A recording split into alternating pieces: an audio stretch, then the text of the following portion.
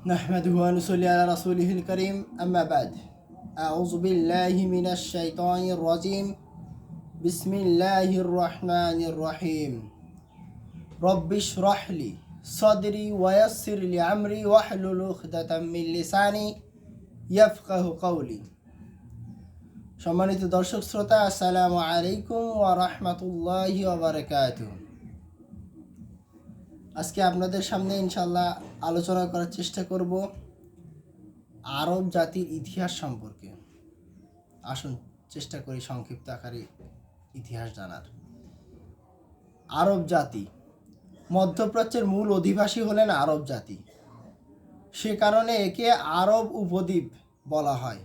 আরবরা মূলত তিনটি সম্প্রদায়ে বিভক্ত: সৌদি আরব, আদি আরব, যারা আদ, সামুদ, আমালেকা প্রভৃতি আদি বংশের লোক, এদেরকে বলা হয় আদি আরব। যারা আদ, সামুদ, আমালেকা প্রভৃতি আদি বংশের লোক, এদেরকে আদি আরব বলা হয়, যাদের বিস্তৃতি ইতিহাস পাওয়া যায় না। 2. কাহতানি আরব। কাহতানি আরব, যারা ইয়ামানের অধিবাসী, এরা ইয়ারাব বিন ইয়াসজাব বিন কাহাতানের বংশধর, এদেরকে বলা হয় কাহাতানি আরব। আদনানি আরব, এরা ইরাক থেকে আগত ইব্রাহিম পুত্র ইসমাইল আলাইহিস সালামের বংশোদ্ভূত, আদনান এর বংশধর। এদের বংশে রাসূলুল্লাহ সাল্লাল্লাহু আলাইহি সাল্লামের জন্মগ্রহণ। আরবের অবস্থানকাল। আরবের অবস্থানস্থল: 3 দিকে সাগর বেষ্টিত প্রায় 13 লক্ষ বর্গ মাইল ব্যাপী বিশ্বসেরা আরব উপদ্বীপ কেবল পৃথিবীর মধ্যস্থলেই অবস্থিত নয়, বরং এটি তখন ছিল চতুর্দিকের সহজ যোগাযোগস্থল ও ব্যবসা বাণিজ্যের কেন্দ্রভূমি। বর্তমান ফ্রান্সের প্রায় দ্বিগুণ এই বিশাল ভূখণ্ডটির অধিকাংশ এলাকা মরুময়, অথচ এই ধূসর মরুর নিচে রয়েছে আল্লাহর রহমতের ফাল্গুধারা। বিশ্বের মধ্যে মূল্যবান তরল সোনার সর্বোচ্চ রিজার্ভ। এর পশ্চিমে লোহিত সাগর, পূর্বে আরব উপসাগর, যা গ্রিকদের নিকট পারস্য উপসাগর নামে খ্যাত, দক্ষিণে আরব সাগর, যা ভারত মহাসাগরের বিস্তৃত অংশ, এবং উত্তরে সিরিয়া ও ইরাকের ভূখণ্ড। পানিপথ ও স্থলপথে আরব উপদ্বীপ এশিয়া, আফ্রিকা ও ইউরোপ 3টি উপদেশের সাথে যুক্ত। নবুয়তের কেন্দ্রস্থল হচ্ছে আরব। আসুন দেখি। আদি পিতা আদম, নূহ, ইদ্রিস, হুদ, সালেহ, ইব্রাহিম, লূত, ইসমাইল, ইসহাক, ইয়াকুব ও শুআয়ব, মুসা, দাউদ, সুলাইমান, ইলিয়াস, জাকারিয়া, ইয়াহইয়া ও ঈসা আলাইহিস সালাম, এবং সর্বশেষ নবী মুহাম্মদ সাল্লাল্লাহু আলাইহি ওয়াসাল্লাম সহ সকল নবী ও রাসূলের আবির্ভাব ও কর্মস্থল ছিল মধ্যপ্রাচ্যের এই পবিত্র ভূখণ্ড।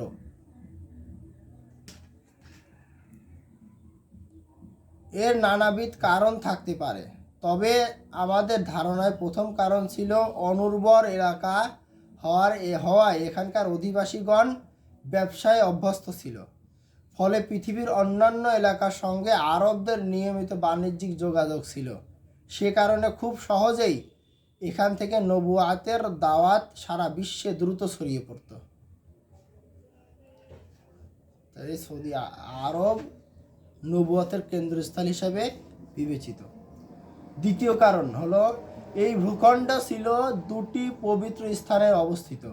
প্রথমটি ছিল মক্কায় বাইতুল্লাহ বা কাবা গৃহ, যা হযরত আদম আলাইহিস সালাম কর্তৃক প্রথম নির্মিত হয়, অতঃপর ইব্রাহিম আলাইহিস সালাম ও তার পুত্র ইসমাইল হতে পুনর্নির্মিত হয়।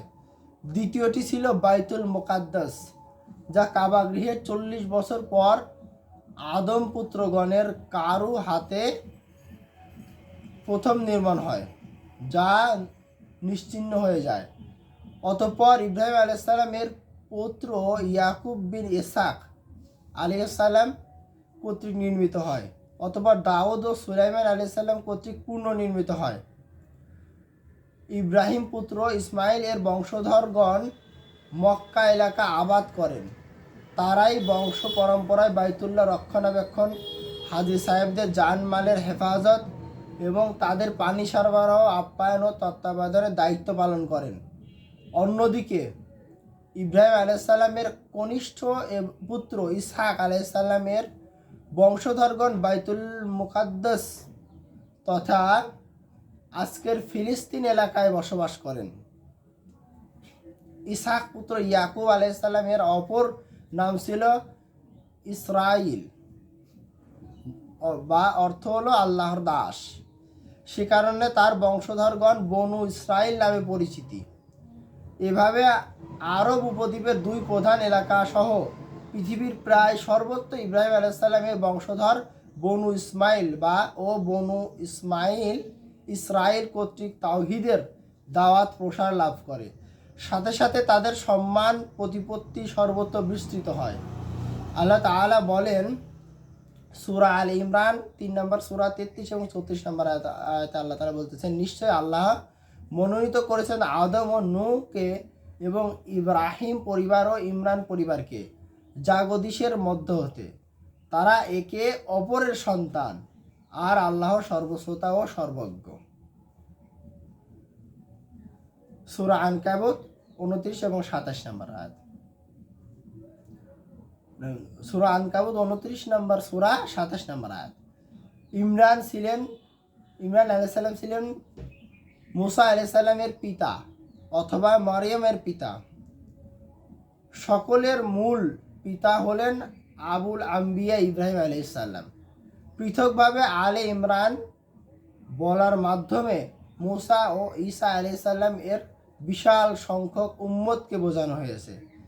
আর ইব্রাহিম আলাইহিস সালামের জ্যেষ্ঠ পুত্র ইসমাইল আলাইহিস সালামের বংশে শেষ নবী মুহাম্মদ সাল্লাল্লাহু আলাইহি সাল্লামের আগমন ঘটেছে, যার উম্মত সংখ্যা দুনিয়া ও আখিরাতে সর্বাধিক। সুবহানাল্লাহ। আরবের রাজনৈতিক অবস্থা। আরব ভূমি মরুবেষ্টিত হওয়ায় তা সর্বদা বহিঃশক্তির আক্রমণ থেকে নিরাপদ ছিল। ফলে এরা জন্মগতভাবে স্বাধীন ছিল।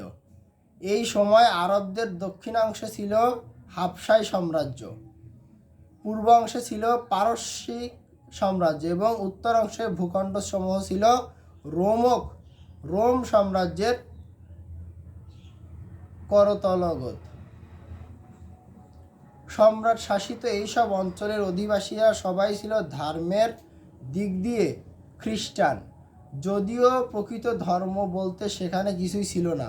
মক্কা ও ইয়াসরির, মদিনা সহ আরবের বাকি ভূখণ্ডের লোকেরা স্বাধীন ছিল।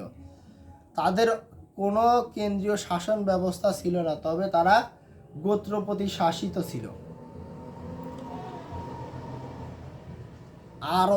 আরবের ধর্মীয় অবস্থা এই ব্যাপারে জানার জন্য কোরআনই বড় উৎস। সে বর্ণনা অনুযায়ী জাহিলি যুগে আরবরা আল্লাহর নৈকট্য হাসিলের জন্য মন গড়া উপাস্য সমূহ নির্ধারণ করেছিল। সূরা ইউনূস 10 নম্বর সূরা 18 নম্বর আয়াত। তারা আল্লাহকে স্বীকার করত, সেই সাথে সুপারিশকারী হিসাবে অন্যদের উপাস্য মানত। সূরা আনাম 6 নম্বর সূরা 19 নম্বর আয়াত। ঐতিহাসিক বর্ণনা অনুযায়ী তারা মূর্তিগুলোকে তাদের পূজায় ব্যক্তিদের রুহের অবতরণ স্থলসমূহ বলে মনে করত। মূর্তি পূজা তাদের আকীদা ও সমাজ সংস্কৃতিতে মিশে গিয়েছিল। যুগ পরম্পরায় তারা এই আকীদায় বিশ্বাসী ও রীতিনীতিতে অভ্যস্ত হয়ে উঠেছিল। সূরা যুখরুফ 43 নম্বর সূরা 22 নম্বর আয়াত। তারা কাবা গৃহে মূর্তি স্থাপন করেছিল এবং হজের আনুষ্ঠান সমূহে পরিবর্তন এনেছিল।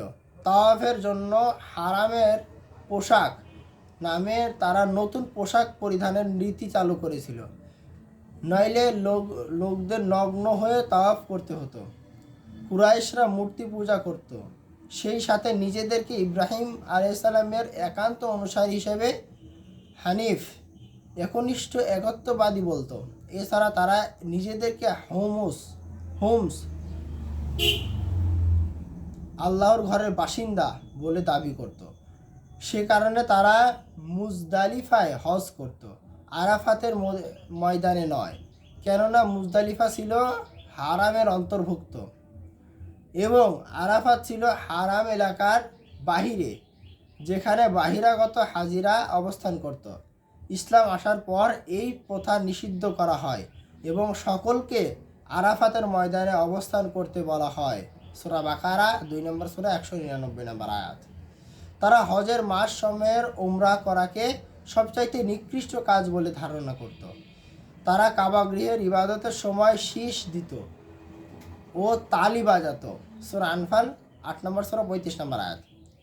তারা আল্লাহর নাম ও গুণাবলীতে পরিবর্তন এনেছিল। সূরা আরাফ 7 নম্বর সূরা 180 নম্বর আয়াত। তারা জিনদেরকে আল্লাহর শরীক নির্ধারণ করেছিল। সূরা আনাম 6 নম্বর সূরা 100 নম্বর আয়াত। এবং ফেরেশতাদেরকে আল্লাহর কন্যা বলতো। সূরা নাহল 16 নম্বর সূরা 57 নম্বর আয়াত। তারা তাকদীরকে এবং কিয়ামতকে অস্বীকার করত। সূরা আনাম 6 নম্বর সূরা 148 নম্বর আয়াত। সূরা নাহল 16 নম্বর সূরা 38 নম্বর আয়াত। তারা ইবাদত করত, কোরবানি করত বা মানত করত আখেরাতে মুক্তি লাভের উদ্দেশ্যে নয়, বরং দুনিয়াবি স্বার্থ হাসিলের জন্য। তারা মৃত্যু ও অন্য বিপদ আপদকে আল্লাহর দিকে নয়, বরং প্রকৃতির দিকে সন্ধান করত। সূরা জাসিয়া 45 নম্বর সূরা 23 নম্বর আয়াত। তারা মূর্তির সামনে কুরবানি চালু করেছিল। সূরা মায়েদা 5 নম্বর সূরা 3 নম্বর আয়াত। লাত ও উজ্জার নামে কসম করত এবং নক্ষত্রের মাধ্যমে বৃষ্টি প্রার্থনা করত। সহিহ বুখারী হাদিস নাম্বার 3850 নম্বর হাদিস। আরবদের বিশ্বাস ছিল যে প্রতি 13 দিন পর একটি নক্ষত্র পশ্চিমে অস্ত যায় এবং একই সাথে পূর্ব দিকে একটি নক্ষত্র উদিত হয়। তাদের বিশ্বাস মতে উক্ত নক্ষত্র অস্ত যাওয়ার সময় অবশ্যই বৃষ্টি হয় অথবা ঠান্ডা হাওয়া প্রবাহিত হয়। সে কারণে বৃষ্টি হলে তারা উক্ত নক্ষত্রের দিকে সম্বন্ধ করে বলতো, আমরা উক্ত নক্ষত্রের কারণে বৃষ্টি প্রাপ্ত হয়েছি। আল্লাহর হুকুমে যে বৃষ্টি হয় এটা তারা বিশ্বাস করতো না। এভাবে তারা তাওহীদ বিশ্বাস থেকে বহু দূরে চলে গিয়েছিল, অথচ এটাই ছিল তাদের পিতা ইব্রাহিমের মূল দাওয়াত। তাদের চরিত্র ও রীতিনীতিতে এমন বহু কিছু ছিল যা ইসলামকে ধসিয়ে দিত, যেমন বংশ গৌরব করা ও অন্য বংশকে তাচ্ছিল্য করা। রাসূল সাল্লাল্লাহু আলাইহি সাল্লাম বলেন, আমার উম্মতের মধ্যে 4টি বস্তু রয়েছে জাহিলিয়াতের অংশ, যা তারা ছাড়েনি: আভিজাত্য, গৌরব, বংশের নামে তাচ্ছিল্য করা, নক্ষত্রের মাধ্যমে বৃষ্টি প্রার্থনা করা এবং শোক করা। জাহিলি যুগে অন্যতম রীতি ছিল পিতা মাতার কাজের উপর বড়াই করা, মসজিদুল হারামের তত্ত্বাবধানের দায়িত্ব গর্ব করা। সূরা তাওবা 9 নম্বর সূরা 19 নম্বর আয়াত এবং 55 নম্বর আয়াত। ধনশালী ব্যক্তিদের সম্মানিত মনে করা। সূরা যুখরুফ সূরা নম্বর 43 আয়াত নম্বর 31। এবং দরিদ্র ও দুর্বল শ্রেণীকে হীন মনে করা। সূরা আনাম 6 নম্বর সূরা 52 নম্বর আয়াত। যে কোনো কাজে শুভ অশুভ নির্ধারণ করা ও ভাগ্য গণনা করা। সূরা জিন 72 নম্বর সূরা 6 নম্বর আয়াত ইত্যাদি। পক্ষান্তর অনেক জাহিলি কবির মধ্যে তাওহীদের আকীদা ছিল, যেমন মুআল্লা খ্যাত কবি জুহাইর বিন আবি সুলামা ও কবি লাবিদ বিন বারিয়া প্রমুখ।